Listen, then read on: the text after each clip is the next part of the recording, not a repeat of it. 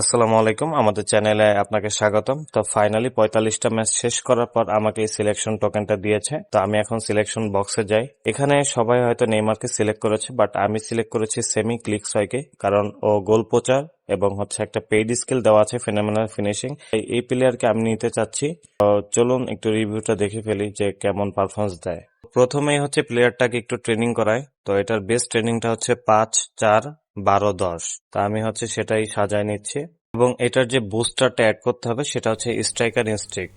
তো প্লেয়ারকে ট্রেনিং করানোর পর, বুস্টার অ্যাড করানোর পর আমি বাকি 5টা অ্যাডিশনাল স্কিলও অ্যাড করে ফেললাম।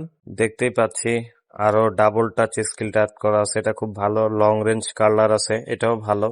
অ্যাক্রোবেটিক ফিনিশিং ভালো, ওয়ান টাইম শট ভালো, এবং ফেনোমেনাল ফিনিশিং আছে। আর একটা বেস্ট যেটা স্কিল অ্যাড করে সেটা সুপার সাব। অর্থাৎ আমি যদি হাফ টাইমের পরে যদি এই প্লেয়ারটাকে নামাই, তাহলে কিন্তু ওর থেকে খুব ভালো পারফরমেন্স পাবো। তো ফাইনালি প্লেয়ারকে ট্রেনিং করালাম, বুস্টার অ্যাড করলাম, স্কিল অ্যাড করলাম। এখন আমার স্কোয়াডে আমি ওকে ঢুকাচ্ছি। এখন দেখি যে প্লেয়ারটা আসলে গেমে কেমন পারফরমেন্স করে। তো কথা না বাড়িয়ে চলুন ভিডিও শুরু করা যাক।